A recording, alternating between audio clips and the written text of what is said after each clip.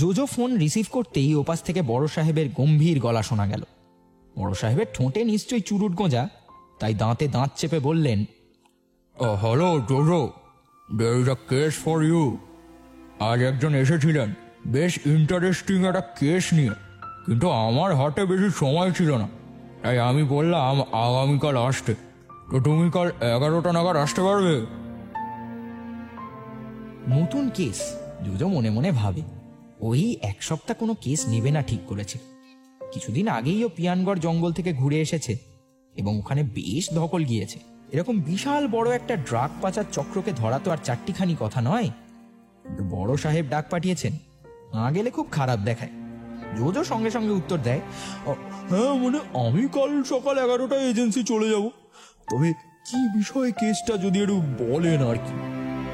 বড় সাহেব ঠোঁটে চুরুট গোজা অবস্থাতেই উত্তর দেয়, আমি ঠিক মতো শুনতে পারিনি, আই ওয়াজ বিজি টুডে।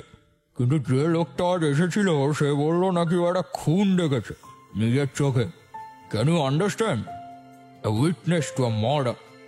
এই কলকাতা শহরে খুন টুনটা আকচার ঘটছে, আর এই খুনের ব্যাপার স্যাপারগুলো পুলিশই সবচেয়ে ভালো হ্যান্ডেল করতে পারে। সেখান থেকে আমাদের এই ফোর্থ আই ডিটেকটিভ এজেন্সিটা খুব একটা বেশি সাহায্য করতে পারবে না ওনাকে। আমি সেই কথাটাই ওনাকে বলি। উনি এরকম কিছু একটা বলেছিলেন যারা খুন দেখেছেন, তারপর নাকি আর বডি খুঁজে পাওয়া যায়নি। বড় সাহেব বলতে বলতে হেসে ওঠে, কেন আন্ডারস্ট্যান্ড জোজো, উনি কি বলছেন আমি কিছুই ঠিক মতো বুঝতে পারছিলাম না। প্রথমে বললেন একটা খুন হয়েছে, তারপর আবার বলছেন উনি খুন দেখেছেন কিন্তু বডি খুঁজে পাওয়া যাচ্ছে না। আমি জিজ্ঞেস করেছিলাম, did you see the murderer? তখন আবার উনি বললেন যে না, আমি খুন দেখেছি কিন্তু খুনিকে দেখেনি। মাই গড, আমার মাথা খারাপ করে দিচ্ছিল। আর আজকে হারিয়াপ্পা এসেছিল, so I was very busy regarding that. আমি কোনো মতে was making him try to go, কিন্তু উনি বসেই ছিলেন, কিছুতেই নড়ছিলেন না। আমার 1 মিনিটের জন্য মনে হয়েছিল যে উনি হয়তো পাগল, কিন্তু জামা কাপড় বেশ পরিষ্কার, কথাবার্তা বেশ শিক্ষিত মানুষের মতোই, যদিও খানিক অসংলগ্ন কথা বলছিলেন। তাই আমি ওনাকে বলি আগামীকাল আসতে। তুমি কালকে এসো, সামনাসামনি কথা হয়ে যাবে। এখন আর বেশি কথা বলতে পারছি না, প্রচন্ড টায়ার্ড, রাখছি। আমার বেশ কিছু কাজ রয়েছে that I need to finish, so see you tomorrow. এই বলে বড় সাহেব ফোন রেখে দেয়। জোজো ফোনটা কেটে দেয়। জোজো ফোনটা পকেটে ঢুকিয়ে স্বর্ণলতার দিকে তাকায়। স্বর্ণলতা ওর আর বড় সাহেবের কথা সবটাই শুনতে পেয়েছে। স্পষ্ট না শুনতে পেলেও খানিকটা তো বুঝতে পেরেছে। জোজোর দিকে তাকিয়ে স্বর্ণলতা প্রশ্ন করে, নতুন কেস এলো বুঝি? জোজো ঘাড় নেড়ে উত্তর দেয়, কালকে তো যেতে বললো বড় সাহেব, ফোন করেছিল জরুরি তলব, বললো তো নতুন একটা কেস এসেছে। এবার কি কেস সেটা কালকে গেলেই জানা যাবে। স্বর্ণলতা উৎসুক হয়ে জিজ্ঞেস করে, তোমার বড় সাহেব ব্রিফ দিল না? মানে কিরকম কেস, কি ধরনের কেস সেটা বলেনি? জোজো হাঁটতে হাঁটতেই উত্তর দেয়, না, সেরকম তো কিছু খোলসা করে বললো না, তবে একটা লোক এসেছিল আজ এজেন্সিতে। বড় সাহেব আজ ভীষণ ব্যস্ত ছিল, তাই ঠিক মতো কথা বলতে পারেনি। তো ওই লোকটা যে এসেছিল তার নাকি বক্তব্য সে একটা খুন দেখেছে। এবার টু টেল দ্য ট্রুথ, খুন, মার্ডার এগুলো পুলিশ বেশি ভালো সলভ করতে পারে। আমরা একটা প্রাইভেট ডিটেকটিভ এজেন্সি, আমাদের কাছে সেরকম সোর্স থাকে না।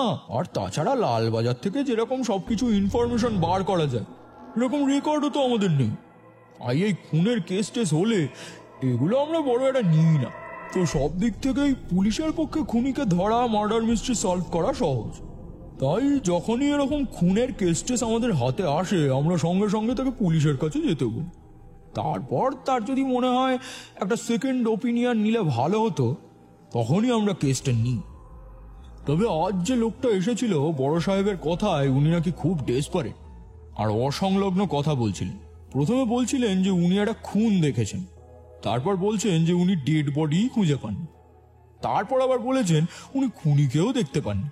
মানে বুঝতেই পারছো, কোনো মানেই দাঁড়াচ্ছে না। জোজো কথা বলতে বলতে হেসে ওঠে, তবে লোকটা নাচর বান্দা, কিছুতেই এজেন্সি থেকে যাবে না।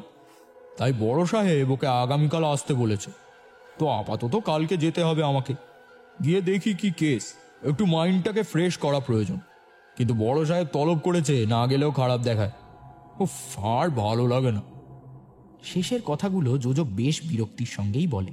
ওর কথা শেষ হতেই স্বর্ণলতা হেসে বলে, "উফ, এত বিরক্ত হতে হবে না। গোয়েন্দাগিরি কি আর চারটিখানি কথা? তুমি তো একজন এত বড় ডিটেকটিভ। এই শহরের নাম করা একটা এজেন্সিতে তুমি কাজ করো, আর শেষ দুখানা কেস তুমি যেভাবে সলভ করেছো, উফ, পুরো যেন কোনো একটা ডিটেকটিভ উপন্যাস পড়ছি। আর লাস্ট দুটো কেসের পর থেকেই যে তোমার নাম এখন কাগজে, টিভিতে বহু জায়গায় দেখাচ্ছে, তোমার সুখ্যাতি করছে, তোমার কথা লোকজনের মুখে মুখে ফিরছে। সেখান থেকে এরকম ছুটি নেওয়া তো মোটেই ঠিক কথা না। আর সবচেয়ে বড় কথা, যখন নতুন একটা ইন্টারেস্টিং কেস এসেছে, তোমার তো দায়িত্ব সেখানে যাওয়া। তুমি কালকে যাও, আর যদি কোনো অসুবিধা না হয় আমাকে জানিও নতুন কি কেস এলো। মানে এইসব বিষয়ে আমার ভীষণ ইন্টারেস্ট।" শেষের কথাটা বলার পর স্বর্ণলতা বেজায় লজ্জা লজ্জা মুখ করে তাকায়, আর ওই চোখের চাহনিতে যোজো বরাবর দুর্বল হয়ে পড়ে। স্বর্ণলতার কথা শুনে যোজো মুচকি হাসে, তারপর উত্তর দেয়, হ্যাঁ নিশ্চয়ই, তোমাকে জানাবো। কাল বিকেলের দিকে দেখা করা যায় কি? যোজো বেশ সাহস করেই স্বর্ণলতাকে জিজ্ঞেস করে ফেলে কাল আরেকবার দেখা করার কথাটা।